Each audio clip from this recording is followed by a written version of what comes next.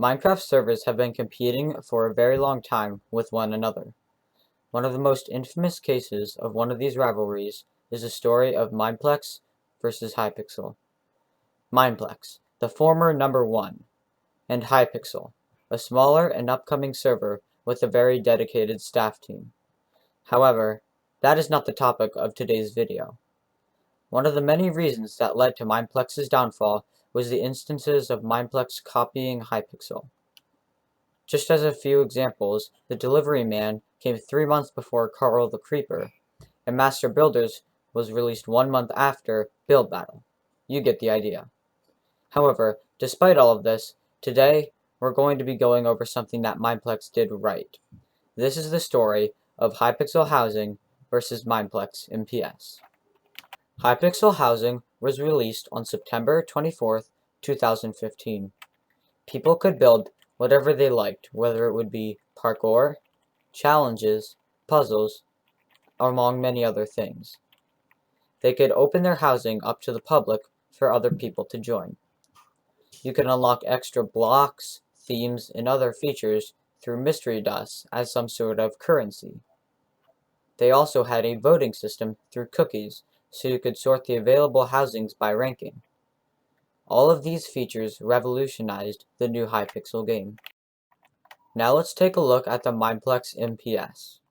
Unfortunately, I could not find the release date anywhere on the internet, but we do know that it has been out for many years, just like the Hypixel Housing. You could play the same regular games as you would anywhere on Mineplex, for example Survivor games, in the MPS. However, you needed to have a rank, Legend, or above to host one. Staff would sometimes even host events using the MPS to play custom games and such. Now that we know what each of them are, it's time for the big question.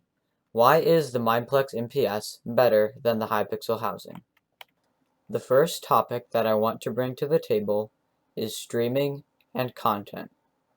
The MPS creates a very easy source of content for some of the few remaining Mineplex streamers and Mineplex content creators. You can easily advertise, get players, and post your stream/channel in chat for anyone to click on. However, not only is it much more difficult to get players in your housing, but you can't even directly post your link like you can on Mineplex. The second issue with the Hypixel Housing comes from the player base. There's simply too many people looking to host a housing and not enough players to fill them up. Just look past the first page of housings and you will easily find housings with not even 8 or 5 people. On Mineplex, however, there is a good balance between the amount of hosts there are and the amount of guests. The third topic that I want to go over is the setup. Before you even think about opening your house up to the public and getting players, you have to build your entire housing. You start with just a blank floor and have to build something worthy of getting players to join and enjoy playing there. I myself spent 2 weeks working on a housing just for me to open it up a few times because it wasn't successful. The AMPS, however, has very few things you have to do before you begin, as most things are already set up for you. This will often take less than a minute most of the time, compared to having to take days, weeks, or sometimes even months to set up a successful housing. The fourth and final point I want to go over is the nature of the games in general. On an MPS, you can play games already on Mineplex. In just a click, you can choose to play survival games, spleef, or any other game. Even deleted games that you can no longer regularly play on Mineplex, you can in the MPS.